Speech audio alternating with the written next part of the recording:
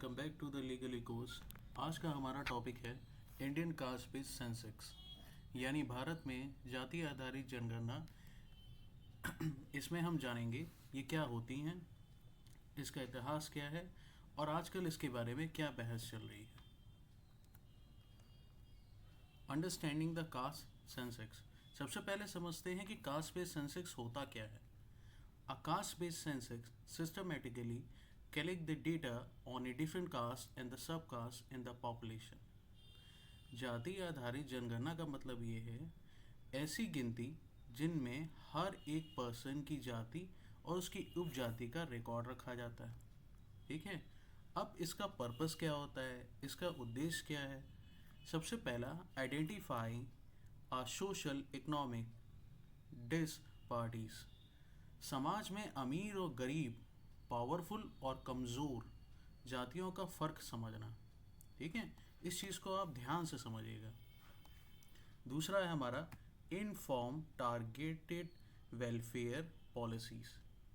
सरकार स्कीम बना सके जो ज़रूरतमंद तक पहुँचे। दूसरा पर्पस हमारा ये होता है। तीसरा, ensure equitable resource distribution. Resource का बराबर बंटवारा हो सके। ये तीन हमारे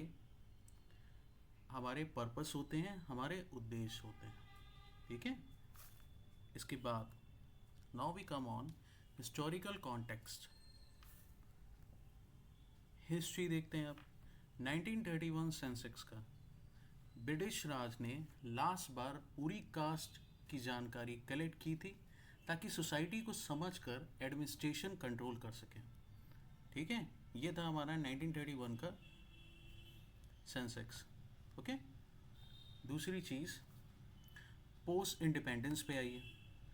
पोस्ट इंडिपेंडेंस के बाद गवर्नमेंट ने कास्ट डेटा कलेक्ट करना बंद कर दिया एक्सेप्ट एससी और एसटी के लिए। क्यों?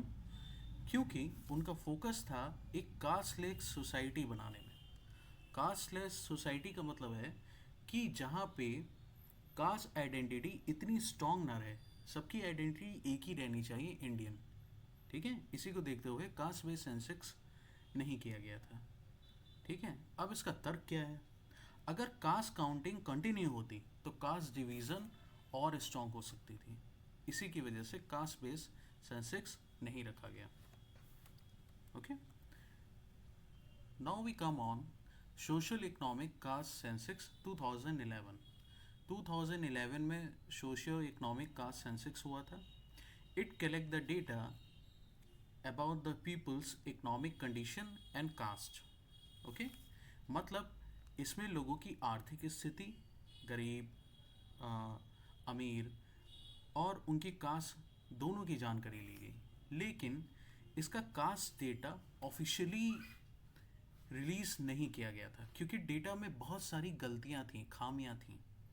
ठीक है, कई सारी खामियां थीं। इसी की वजह से इस जो कास्ट थी उसको रिलीज़ नहीं किया गया था। गवर्नमेंट को लगा कि समाज में कास्ट टेंशन बढ़ सकती है, इसी की वजह से इन्होंने कास्ट के डेटा को रिलीज़ नहीं किया था। ओके, अब देखते हैं कि अभी क्या हो रहा है। सबसे पहले बिहार कास्ट सर्वे के बारे में जानते हैं। 2022-23 में बिहार सरकार ने कास्ट सर्वे किया ताकि रिजर्वेशन और स्कीम को करेंट पॉपुलेशन के हिसाब से इम्प्रूव किया जा सके। Political demand. कई political party nation wise caste census की डिमांड कर चुकी हैं और कर रही हैं ताकि पॉलिसीज़ फैक्ट बेस पर हों, गैस पे ना हो कि एक्चुअल हमें कितने, हमारी पॉलिसी किस कास्ट के लिए या किसके वेलफेयर के लिए बन रही है, क्या हमारा कितने लोग बेनिफिशियरी होंगे। This all informations would be accurate. Third thing, central government से यूनियन गवर्नमेंट जो थी, सेंटर ने पैन इंडिया सेंसेक्स रेसिस्ट किया क्योंकि उनका मानना था कि इससे कास्ट डिवीज़न स्ट्रांग होंगे और डेटा कलेक्शन में प्रॉब्लम हो सकती है। तो ये तीन इस समय सबसे पहले जो विवाद हैं और जो हम आसपास देख रहे हैं, ये तीन चीज़ें हम देख पा रहे हैं। फिर हम आते हैं कॉन्स्टिट्यूशनल एंड लीगल फ्रेमवर्क। सबसे पहले आर्टिकल 15 पे आते हैं। डिस्क्रिमिनेशन को बैन करता है। कास्ट, रिलीजन, सेक्स आदि के बेसिस पे, लेकिन बैकवर्ड क्लासेस के लिए स्पेशल प्रोविजंस भी अप्लाई करता है, भी अलाउ करता है। ठीक है। आर्टिकल 16 पब्लिक जॉब में इक्वल अपॉर्चुनिटीज़ इंश्योर करता है और बैकवर्ड क्लासेस के लिए रिजर्वेशन परमिट करता है। ठीक है, ये आर्टिकल 16 के तहत ही है। रिजर्वेशन पॉलिसी, कास्ट डेटा से ही पता चलता है कि किस कास्ट को कितना रिजर्वेशन मिलना चाहिए। अगर कास्ट नहीं पता होगी या कास्ट का डेटा नहीं होगा तो उससे रिजर्वेशंस हम नहीं बना सकते, रिजर्वेशन पॉलिसीज नहीं बनाई जा सकती। ठीक है। अब argument for caste census. Why do the people support caste census, इसको समझते हैं। टारगेटेड पॉलिसी मेकिंग, सही डेटा होगा तो स्कीम ज़्यादा इफेक्टिव होगी और बेनिफिट सही लोगों तक पहुंचेंगे। दूसरी चीज़ सोशल जस्टिस, हिस्टोरिकल इनजस्टिस यानी पुराने समय से चल आ रही नाइंसाफियों को एड्रेस किया जा सके। तीसरी चीज़ एम्पिरिकल एविडेंस, पॉलिसी अनुमान पर नहीं बल्कि फैक्ट और डेटा के बेस पर हो। ये तो वो आर्ग्यूमेंट्स हो गए जो कास्ट सेंसस के फेवर में है या कास्ट सेंसस के मेरिट में है। ठीक है। Now we come on a argument against a caste census. But कुछ लोग ऐसे हैं जो इसका अपोज करते हैं। वो किस चीज़ पे करते हैं? सबसे पहले उनका कहना होता है इससे कास्ट आइडेंटिटी और कास्ट पॉलिटिक्स स्ट्रांग हो सकती है। ओके। दूसरा, कास्ट कलेक्ट करना और उसको वेरीफाई करना काफ़ी मुश्किल होगा। तीसरा, पॉलिटिकल मिसयूज़ हो सकता है, जैसे इलेक्शन में कास्ट नंबर्स का यूज़ या वोट बैंक की तरह यूज़ करना, ये हो सकता है। चौथा, प्राइवेसी का भी खतरा है। ठीक है, ये चीज़ें थी।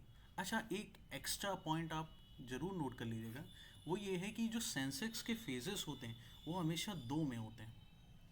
पहला जो होता है वो हाउसिंग लिस्टिंग फेज होता है, जिसमें हर घर की, जो पहला हमारा होता है हाउस लिस्टिंग फेज होता है, जिसमें हर घर की हाउस होल्ड की बेसिक डिटेल ली जाती है, जैसे घर का टाइप कि कच्चा है कि पक्का है, वाटर सप्लाईज, इलेक्ट्रिसिटी अवेलेबिलिटी देखी जाती है।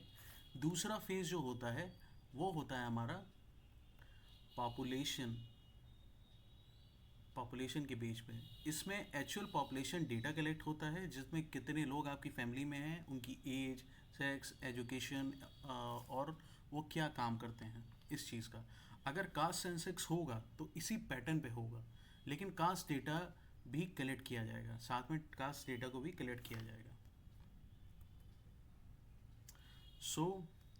तो कास्ट बेस्ड सेंसस में सिर्फ डेटा कलेक्ट नहीं बल्कि सोशल जस्टिस और नेशन बिल्डिंग का भी यूज़ है। We ending the session. अच्छा, आपके लिए एक सवाल भी है, क्या इंडिया में कास्ट बेस्ड सेंसस होना चाहिए या नहीं? Please comment below and share your views, and don't forget to like, share and follow the legal echoes for daily legal knowledge and update. Thank you.